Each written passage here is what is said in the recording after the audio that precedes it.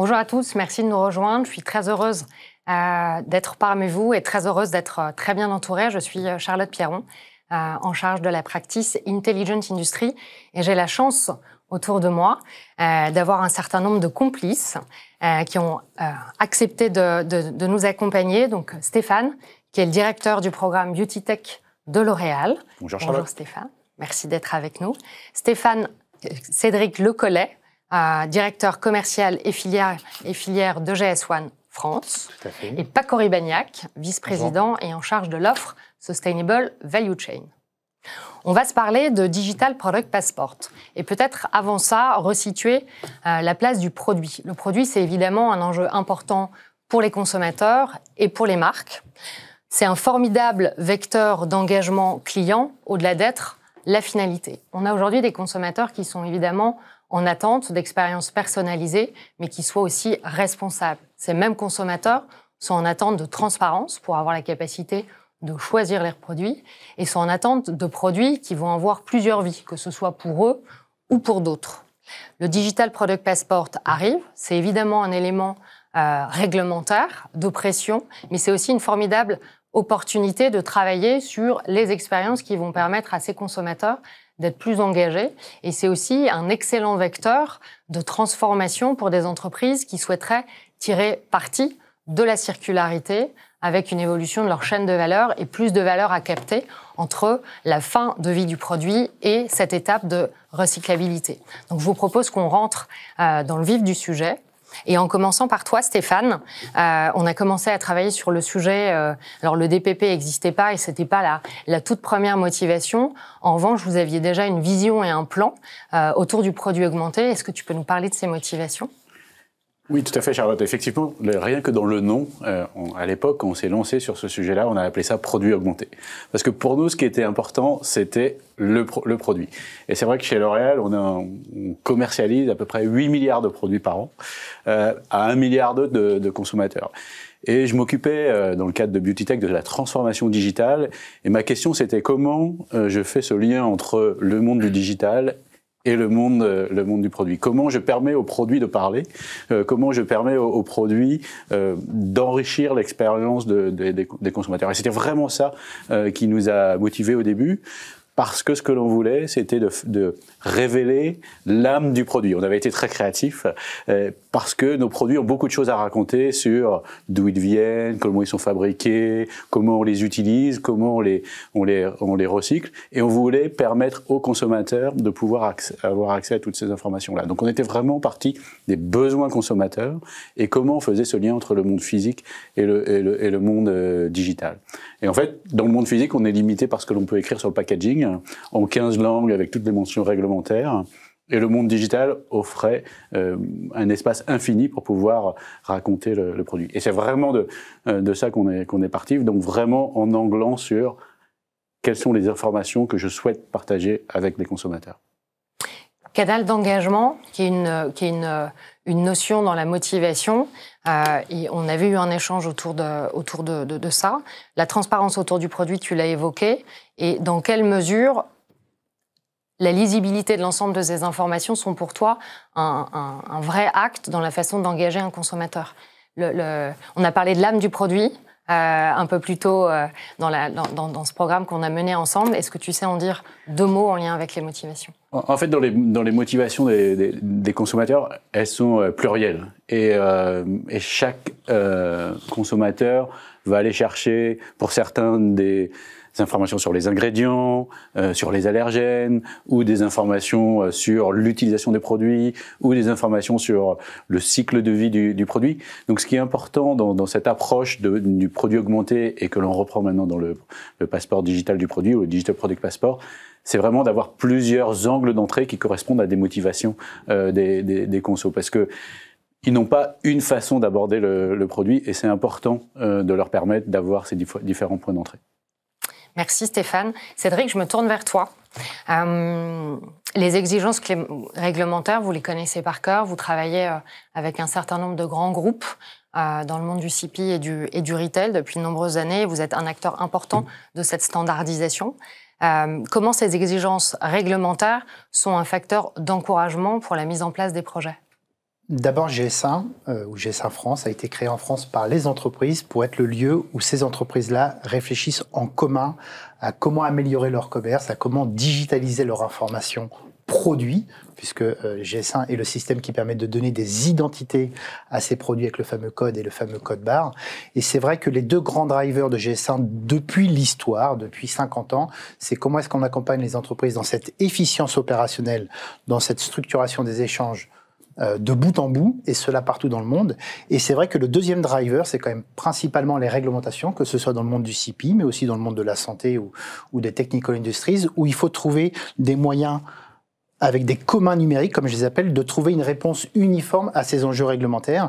Et c'est vrai que là, s'agissant du Digital Product Passport qui est porté par cette grande réglementation européenne qu'on appelle la ESPR, pour Eco-Design for Sustainable Product Regulation, c'est une réglementation que j'appelle un peu la méta-réglementation parce qu'elle va concerner toutes les industries du monde vendant en Europe, à l'exception du food et des médicaments à ce jour. Et donc, c'est quelque chose qui est même au-delà des filières qu'on adresse historiquement.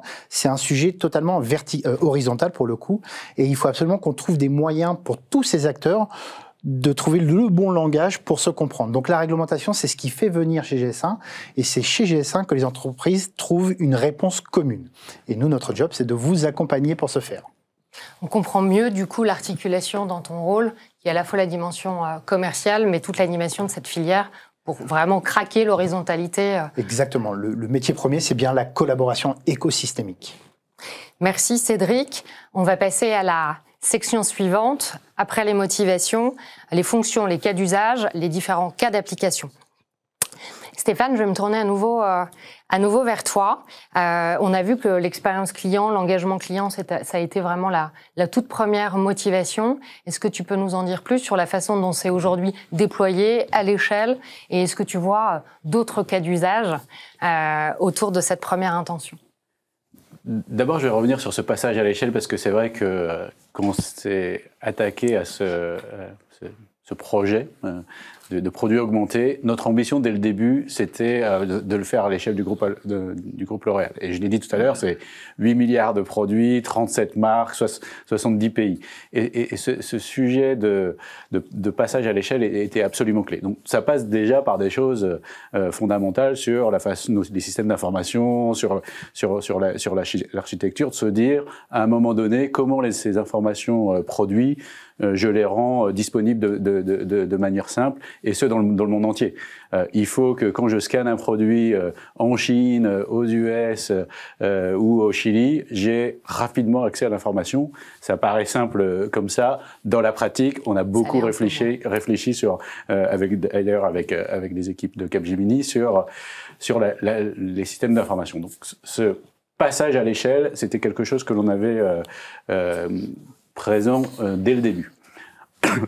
Pardon. Ensuite, il faut s'assurer, pour que ça soit pérenne, que ça soit mis en place dans les processus métiers d'un groupe de cosmétiques pour nous ou de FMCG pour les autres. C'est de s'assurer que quand je développe un nouveau produit, que quand je réalise un document de décor, que quand je le fabrique, que quand je travaille avec les fournisseurs, cette prise en compte du QR code soit présente dans tous les processus. Et ça, c'était important, qui était de dire, c'est pas quelque chose que l'on fait à côté, c'est vraiment quelque chose que l'on va faire sur l'ensemble de notre chaîne de valeur et d'embarquer l'ensemble des écosystèmes internes, et je vais y revenir, mais aussi des fournisseurs de packaging ou des fournisseurs plus tard dans la supply chain. Et ça, c'est vraiment important. Et ensuite, l'idée, c'est vraiment un projet qui est pluridisciplinaire. On a besoin des équipes marketing, parce que, comme je l'ai dit tout à l'heure, ce qui est important, c'est l'engagement conso. Donc, c'est quoi le contenu, c'est quoi l'histoire qu'on leur raconte. On a besoin des équipes, des opérations pour gérer de bout en bout la mise en place du produit augmenté. On a besoin des équipes autour de la sustainability, parce qu'il y a aussi beaucoup d'informations que l'on veut partager, des équipes de la recherche pour pouvoir partager des informations sur les ingrédients. Donc c'est quelque chose qui est pluridisciplinaire. Et c'est vrai que dans les grands groupes comme les nôtres, on a plutôt tendance à travailler métier par métier, chacun dans son couloir de nage. Et ces projets, produits augmentés ou le passeport digital, sont vraiment des projets transverses. Et peut-être pour partager, on travaillait hier sur le futur du passeport digital, et on a fait un workshop. C'était rien qu'en France, à Paris, plus de 80 personnes qu'on a dû réunir, qui venaient d'une quinzaine de différents métiers, et avec beaucoup de gens qui ne se connaissaient pas. Et donc le sujet du passage à l'échelle sur le passeport digital, c'est vraiment ça, c'est la capacité à faire parler ensemble des métiers, des expertises qui sont différentes, et c'est vraiment pour moi le principal enjeu. Sans oublier bien sûr ce que je disais au début, la mise en place des architectures IT pour pouvoir les porter. Merci Stéphane. Tu touches du doigt la notion de transformation, la notion de projet, l'écosystème interne à l'entreprise, les partenaires un peu pluridisciplinaires. Paco, tu es conscient, acteur d'un certain nombre de transformations métiers que tu peux observer ou que tu peux vivre aux côtés de nos clients. Est-ce que tu sais en dire un mot pour l'illustrer un peu très concrètement et parler aussi des freins? On voit qu'on a des exemples. L'Oréal est un bel exemple. Cédric nous en partagera d'autres. Mais voilà, qu'est-ce qui ressort un peu d'aspérité sur cette notion de transformation? Je pense que pour y répondre, ça dépend un peu en fait, il n'y a pas une réponse unique, ça dépend du point de départ et des ambitions qu'on se donne. Et ce qu'on voit, c'est que déjà, il n'y a pas un cas unique, parce que là, on a beaucoup de chance d'avoir Stéphane et Cédric avec nous. On est sur une population de gens qui sont très matures sur ces sujets-là. La réalité, c'est que ce qui drive, et Cédric l'a dit avant, ce qui fait s'engager la plupart des entreprises aujourd'hui, c'est vraiment le stress réglementaire. On vient de parler de ISPR. Je pense qu'il y a finalement assez peu de gens qui connaissent vraiment ça. Les enjeux à 2025, 2026, 2027. Donc c'est quand même vraiment le stress réglementaire qui drive. Et en général, on part d'un point de maturité assez faible. Donc les grands points sur lesquels il faut travailler, et tout de suite dès le cadrage, je pense que c'est la capacité à comprendre et mapper sa chaîne de valeur amont. C'est un exercice où finalement les entreprises étaient assez peu... on se limitait à un rang 1 globalement. Aujourd'hui, on demande aux entreprises d'être responsables, de s'engager au nom d'un rang N de fournisseurs. Et ne serait-ce que d'avoir la connaissance de cette chaîne de valeur, c'est pas simple. Il y a toute la stratégie de la captation de la donnée. Les fournisseurs, on a des fournisseurs parfois très matures, et puis on a aussi plein de petits fournisseurs. Alors moi je travaille beaucoup dans le luxe par exemple, c'est très compliqué un petit fournisseur d'aller lui demander des informations de cette nature-là, aussi précises, ils n'en ont parfois simplement pas accès. Et donc ça entraîne derrière tous les sujets de gouvernance de cette donnée-là qu'on capture, parce que ce sont des attributs qu'on n'avait pas l'habitude en fait de véhiculer dans les systèmes d'information, et vraiment, en fonction de ça, penser cas d'usage pour avoir une architecture qui soit cohérente bout en bout, et qui fait transiter cette information bout en bout, parce que c'est un des premiers programmes où on est vraiment amont, aval, et y compris à l'extérieur de sa chaîne de valeur d'entreprise. Donc de gros enjeux pour nos partenaires. Oui. Merci Paco. Cédric, tu parlais de filière, tu parlais d'horizontalité. On a commencé à toucher du doigt un certain nombre de cas d'usage. Est-ce que tu peux nous en dire plus? Vous articulez GS1 et GS1 France un certain nombre de discussions entre pairs. Ce serait intéressant d'avoir ton regard sur la pluralité de ces cas d'usage. Plusieurs choses. D'abord, c'est une réglementation sur laquelle nous sommes très impliqués depuis des années, puisque d'un point de vue purement réglementaire, on a réussi à positionner à l'intérieur de cette réglementation les standards GS1 au travers d'une norme ISO que certains connaissent et qui permet de dire que c'est au travers de cette norme-là qu'on pourra créer les conditions de l'interopérabilité. C'est un mot un petit peu barbare, mais c'est extrêmement important de voir que le défi que l'on a, et c'est exactement un défi d'échelle comme tu le disais Stéphane, c'est qu'il va falloir penser au-delà de nous-mêmes, au-delà de sa propre organisation, parce que la valeur de mon produit final va dépendre de ma capacité à parler de ce qu'il y a à l'intérieur du produit. J'insiste, on entre dans une nouvelle ère qui est la révolution de la donnée produit, mais de ce qu'il y a à l'intérieur, de ce qui le compose, des matières premières, des origines, des acteurs économiques qui sont entrés dans cette grande chaîne de valeur. Et il va falloir en effet qu'on se partage toutes ces informations-là de part en part, avec un enjeu de responsabilité, mais aussi de confiance écosystémique entre tous ces acteurs. Et donc nous, ça fait plus de 2 ans qu'au sein de GS1 France, mais aussi en Europe, on anime des communautés pour essayer de comprendre la chose. Parce que l'ISPR est voté, mais les actes délégués par secteur, alors ils sont déjà publiés dans les batteries, mais dans la cosmétique on ne sait pas, dans la construction on ne sait pas encore, dans le textile on ne sait pas. Donc on est tous en train de discuter de quelque chose qui n'est pas sec. Mais le fait de discuter en commun nous rassure déjà. Donc on est bien tous mobilisés parce que le défi que l'on va avoir, c'est un défi absolument prodigieux de collecte de la donnée avec des gens qui n'ont pas construit leurs données selon les mêmes langages et des systèmes d'information qui n'ont pas été conçus pour se parler. Donc c'est absolument un défi prodigieux et c'est là où GS1, une organisation internationale telle que GS1, trouve tout son sens puisqu'on pourra, au travers de cette collaboration, créer les conditions de la structuration de cette donnée de plus en plus dynamique, depuis l'amont jusqu'à l'aval, et ces multiples vies, comme tu le disais en introduction, Charlotte. Voilà, donc c'est le bon endroit pour venir aujourd'hui travailler sur ces communs numériques tous ensemble. Merci Cédric, je vous propose qu'on passe à la séquence suivante. Interopérabilité veut dire multidisciplinarité aussi, Stéphane, tu le disais, mais mobilisation d'acteurs et d'organisation. Paco, je me tourne vers toi. Tu nous dis un mot, s'il te plaît, des conditions de cette structuration? Oui, c'est vrai que ce type de programme, il est assez rare, parce qu'encore une fois, on en revient, c'est très rare d'avoir des programmes qui soient aussi de bout en bout. Et c'est un peu perturbant d'ailleurs pour les entreprises, parce que va se poser la question de même qui porte ce sujet-là. Moi, je l'ai vu sur les nombreux clients avec qui on parle. Ça peut être aussi bien des gens qui sont plutôt côté data, des personnes en IT, parfois la supply chain, parfois les achats, parfois plutôt le NPD produit. Donc le fait même qu'on n'a pas une même entreprise qui le fait porter par le même département, je trouve est assez parlant par rapport au fait que c'est un objet nouveau sur lequel on n'est pas habitué. Bon, il n'y a pas de bon... déjà, on ne va pas donner la réponse de quelle est la bonne organisation, parce que je pense que ça dépend vraiment du contexte de l'entreprise. En revanche, ce qui est clé, c'est penser programme qui embarque.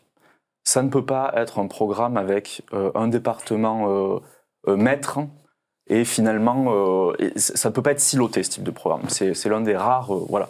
Et ça demande même de créer des nouveaux rôles. Par exemple, chez des clients, on a des rôles de référent traçabilité. C'est vraiment des responsabilités qui n'existaient pas avant.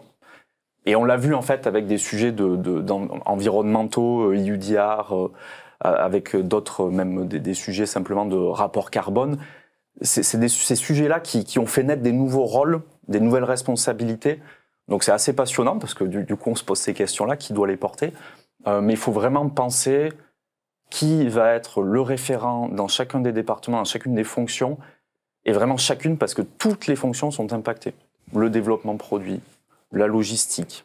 Il faut raisonner derrière, il y a de l'aiguillage des produits, c'est toutes les fonctions, de la plus exécution à la plus stratégique. Donc j'ai pas de réponse sur l'organisation type.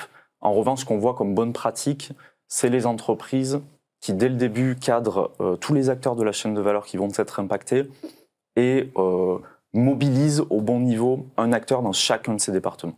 Voilà.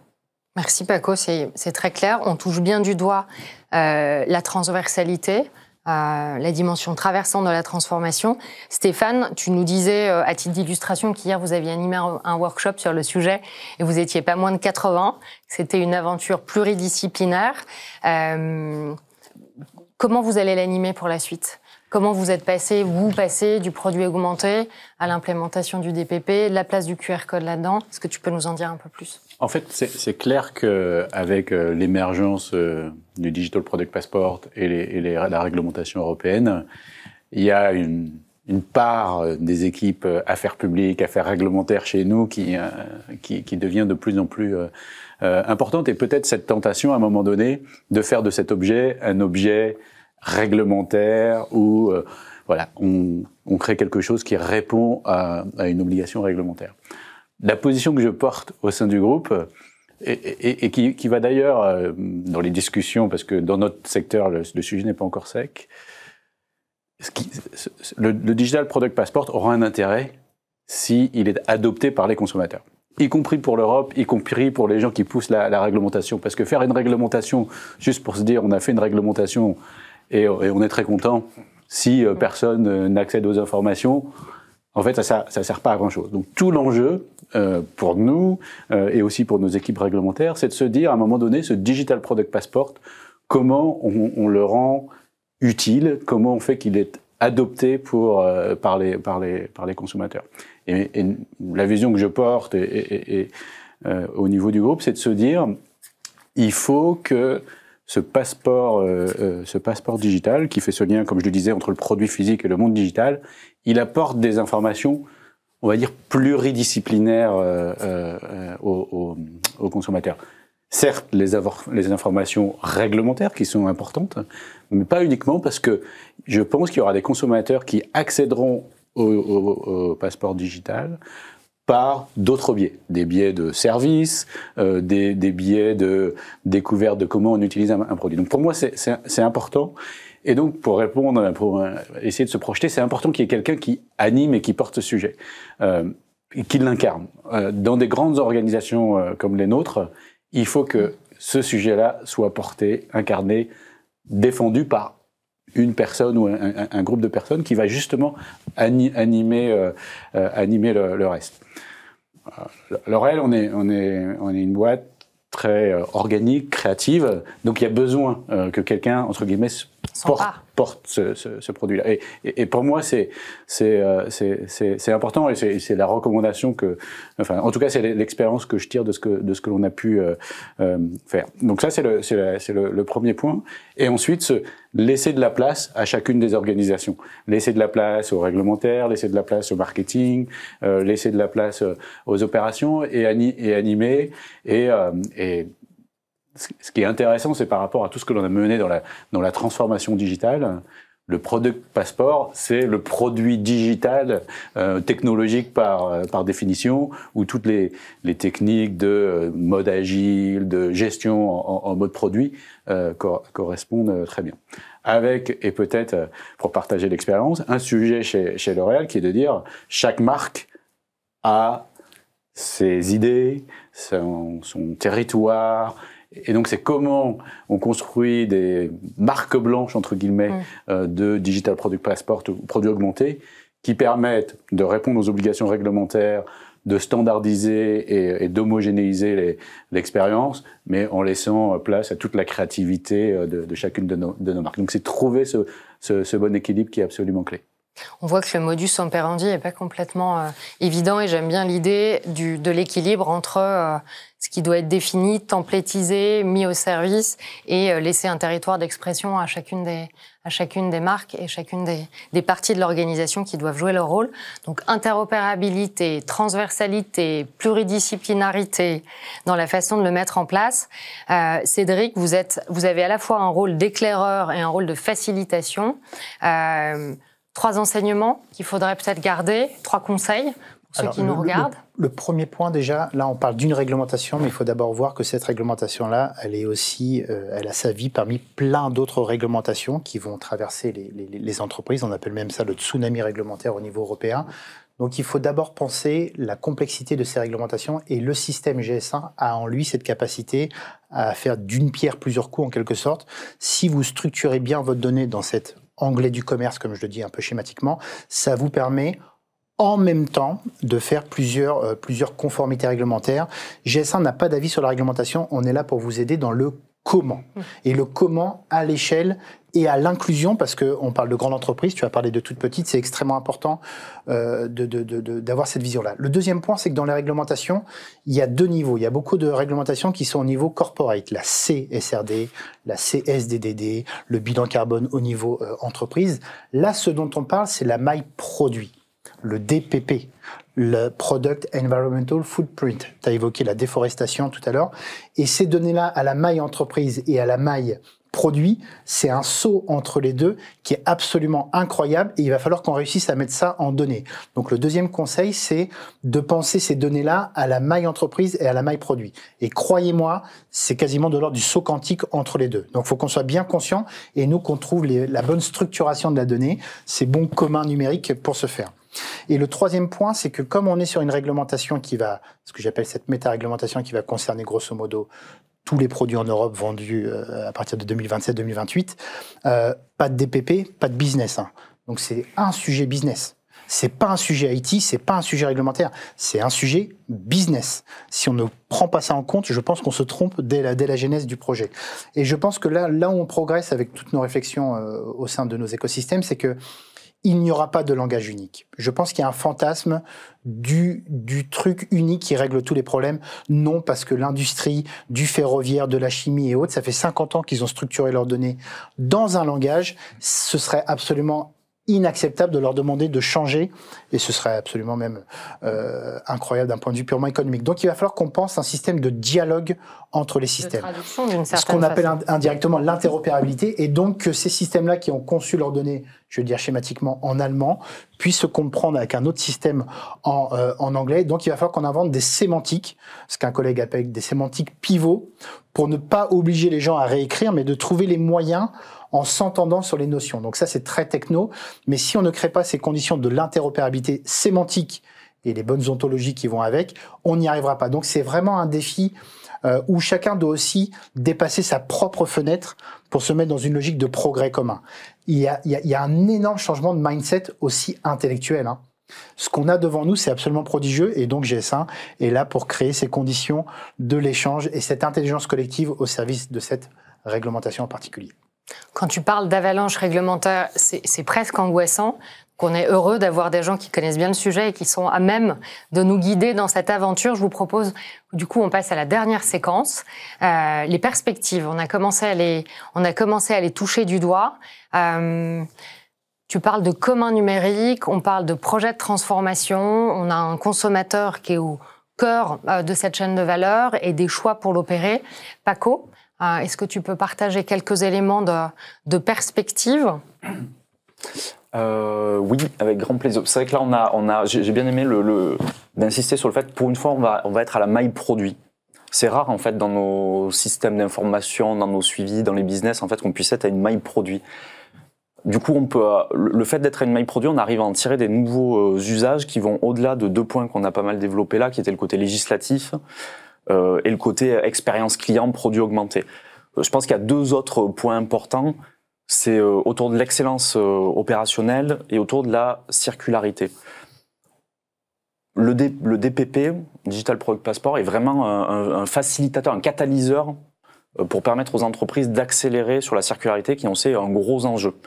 Quand même, si on se ramène un petit peu aux chiffres, on a plus de 100 milliards de tonnes de ressources qui entrent dans l'économie chaque année, et on a 10% à peu près qui est vraiment recyclé et recyclé efficacement. C'est relativement faible.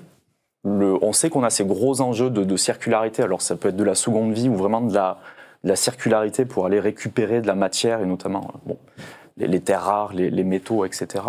Donc il y a un premier gros enjeu, une nouvelle perspective qui est autour de comment bien utiliser ces investissements sur le DPP pour servir une stratégie de circularité, des nouveaux business models, pour parler en mauvais français. Et le deuxième enjeu, je pense, c'est vrai qu'on a beaucoup parlé, le DPP, ça reste un produit digital. Il y a 2 types de traçabilité, et on est en train de voir souvent chez certains clients une convergence dans les réflexions entre de la traçabilité physique et digitale. Il y a des entreprises qui avaient beaucoup investi historiquement dans de la traçabilité plutôt physique, RFID, NFC ou autre, et des entreprises comme L'Oréal qui étaient plus dans un mindset déjà très digital. Et je félicite L'Oréal d'avoir eu cette vision assez tôt. Là, maintenant, se pose la question de comment on arrive à faire converger ces 2 types de traçabilité, parce que c'est là qu'on tire le plein potentiel aussi de certains cas d'usage, par exemple en termes d'excellence opérationnelle. Comment on arrive à investir pour à la fois donner de l'information au client, mais aussi pour aider dans la boutique un ou une vendeuse dans la réception des produits, dans la connaissance, etc. Donc comment on arrive à en tirer de l'excellence opérationnelle. Pour moi, c'est un des gros enjeux pour vraiment maximiser finalement cet investissement énorme.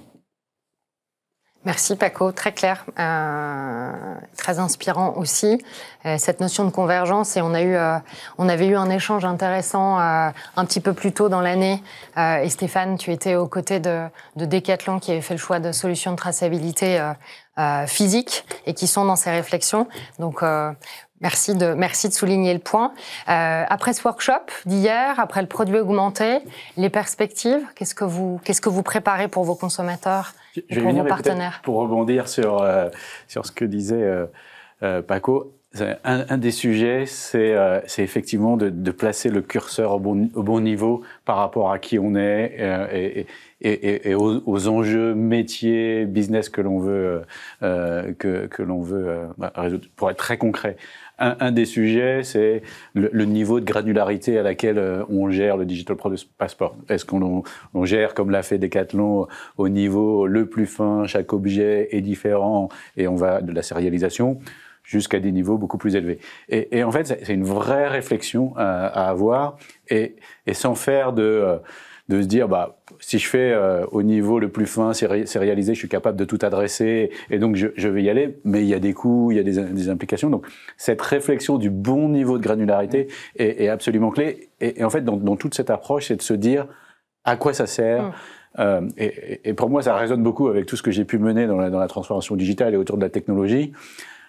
Je suis un passionné de tech, on est tous des passionnés de tech, et à un moment donné, on est tellement passionné qu'on arrive avec des solutions qui, en fait, n'adressent pas de vrais problèmes. Donc la vraie question, c'est quoi le problème? Est-ce que c'est un vrai problème? Et comment j'arrive à le résoudre? Donc c'était juste sur cette question de... Quel marteau pour quel clou? C'est ça. Et à quel niveau? Et c'est important, y compris sur le Digital Product Passport, parce qu'il y a beaucoup d'expertise, et chacun va arriver avec sa passion, son envie. Pour revenir sur les perspectives, je vais peut-être en mentionner uniquement une qui pour nous est très importante autour de la circularité et la sustainability. Pour moi, on a des enjeux environnementaux qui sont de manière globale qui sont absolument très importants, clés pour chacun d'entre nous.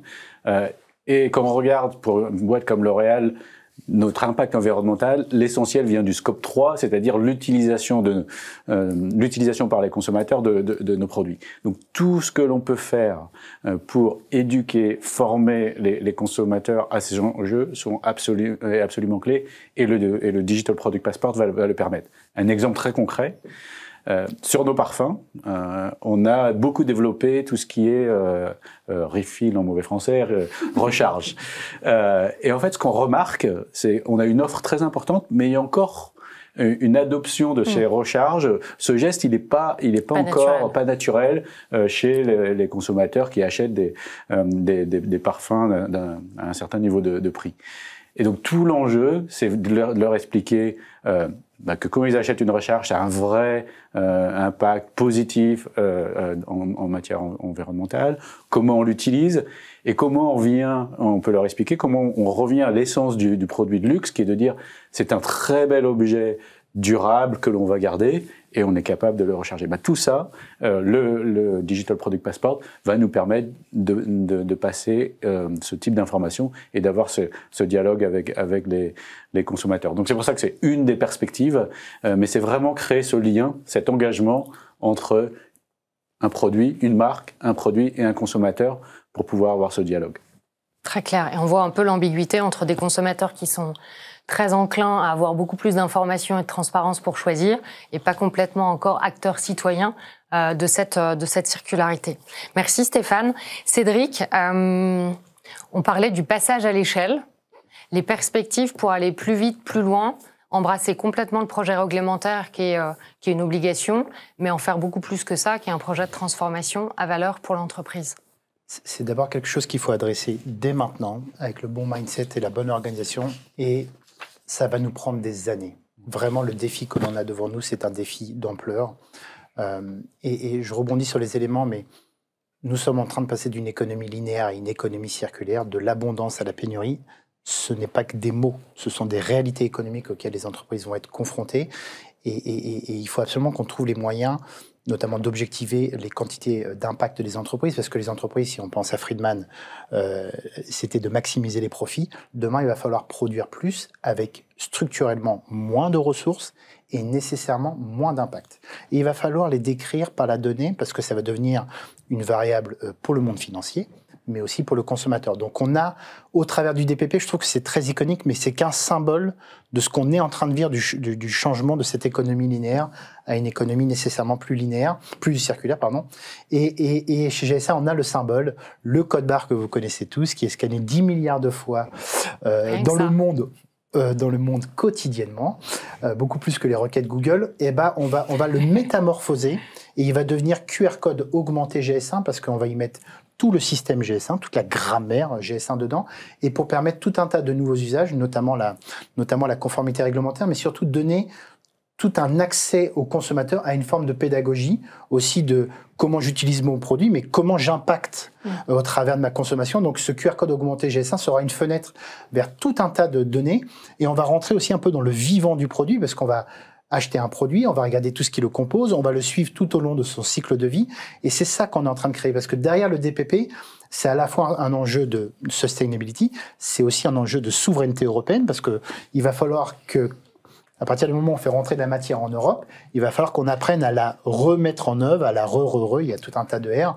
Et donc c'est ça les perspectives, c'est qu'il faut qu'on pense à toute cette articulation qu'on va devoir mettre en œuvre pour les années, et c'est lui qui nous accélère, qui nous précipite dedans, mais c'est un changement structurel d'organisation dans les entreprises, de meilleure objectivation de ces impacts pour les réduire, parce que ça va devenir en effet quelque chose d'extrêmement important pour les entreprises. Donc moi le message c'est venez chez GS1 pour travailler sur vos communs, influer sur la nécessité d'avoir ces langages interopérables pour réussir à l'échelle et en toute efficience, parce que ça va évidemment coûter de l'argent que de passer à ces enjeux-là réglementaires.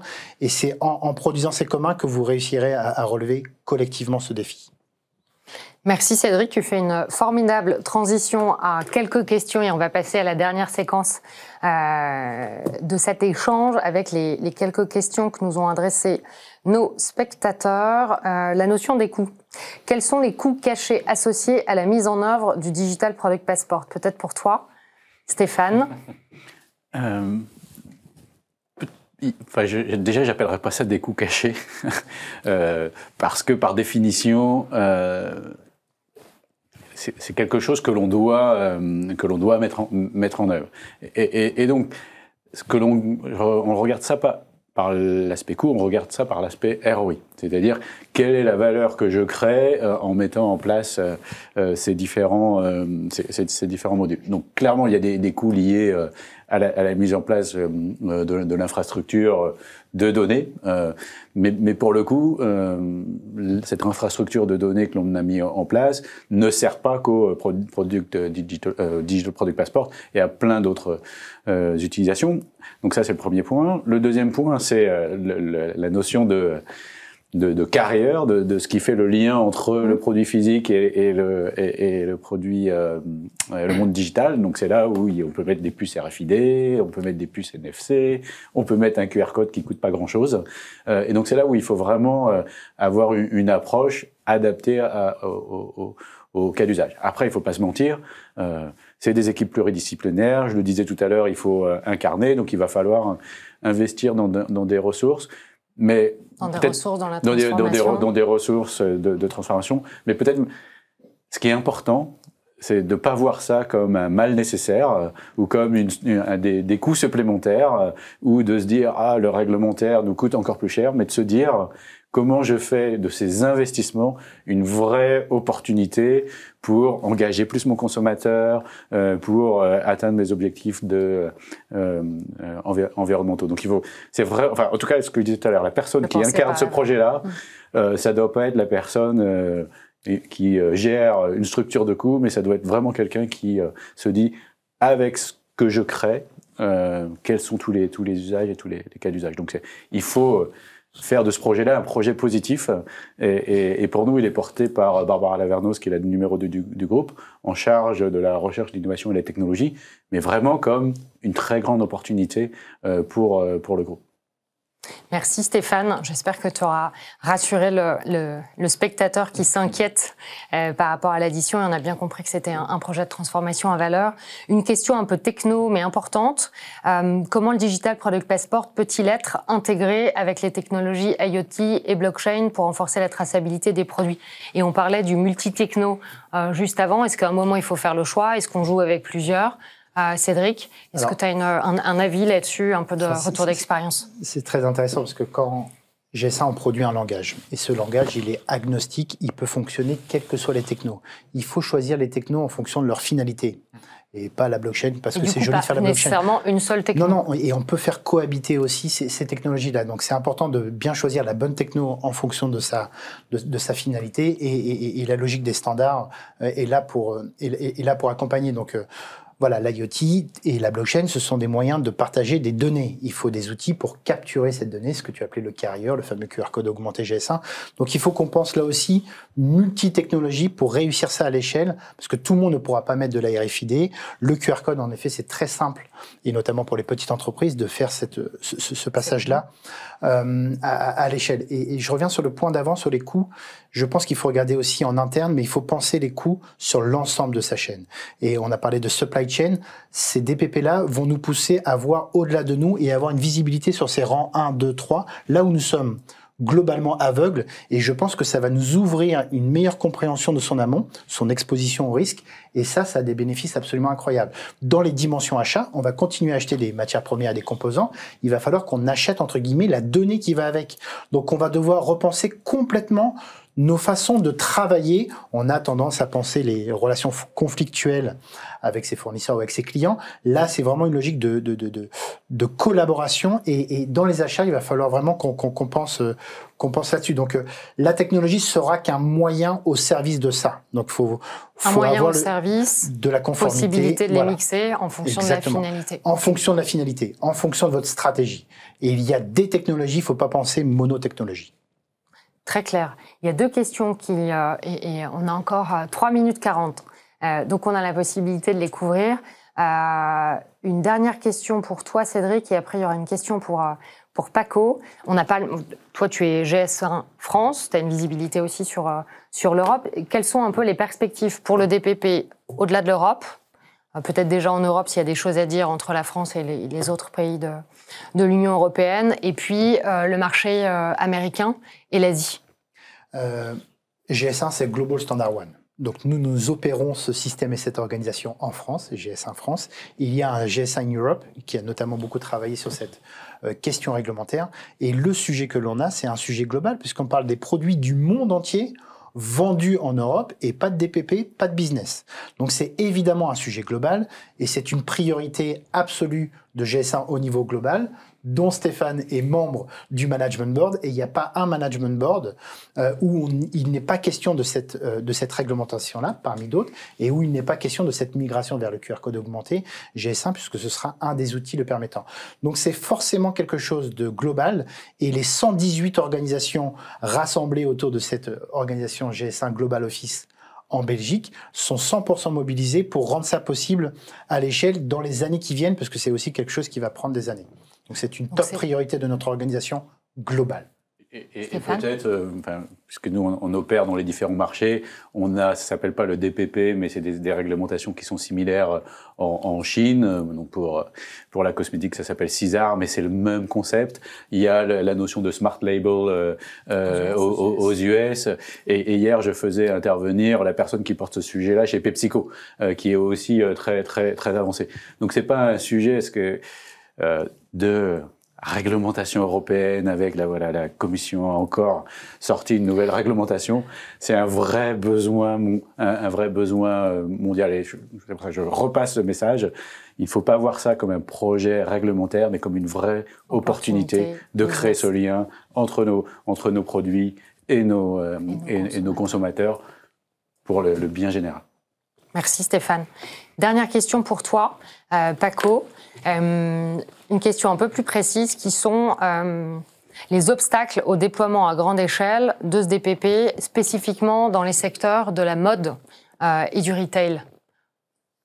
Spécifiquement alors, je pense que dans le secteur de la mode et retail, alors mode et retail c'est un peu large, mais c'est vrai que nous on le voit dans la mode. Un peu et dans un temps assez limite, donc on va essayer d'apporter des éléments. Dans la mode, je pense que dans la mode, dans le luxe, on a beaucoup de petits acteurs sur lesquels de petits fournisseurs des fois.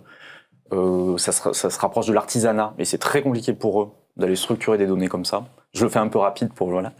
Et sur du retail un peu plus large, je pense que c'est quand on a des chaînes de valeur qui sont très fragmentées avec beaucoup de sourcing d'Asie, etc. Où finalement là c'est le mapping de chaînes de valeur complexes qui pose un peu plus problème et où on sent qu'on doit s'outiller pour arriver à couvrir cette chaîne de valeur. Voilà. Merci. Cédric? Je rebondis 2 secondes là-dessus. Ça s'affiche en rouge, mais j'espère que ça enregistre et diffuse toujours. Dans cette logique de lien dans les chaînes, il va falloir que notamment les grands donneurs d'ordre demandent à leur amont des choses de façon standardisée, dans une unique langue, et que chacun abandonne un tout petit peu de son soi, quelque part, et fasse des demandes communes. Parce que si vous demandez à vos fournisseurs 10 choses différentes, il va tout faire pour vous les donner. Mais ce ne sera pas à l'échelle, ce ne sera pas avec la bonne efficience, ce ne sera pas avec la bonne qualité. Donc il faut absolument réfléchir au-delà de soi-même dans ses communs et de faire des demandes à son amont dans cette universalité quelque part. Sinon, ça ne pourra pas passer à l'échelle. Et le défi qu'on a, c'est évidemment un défi d'échelle. Merci à tous. On restera sur cette note.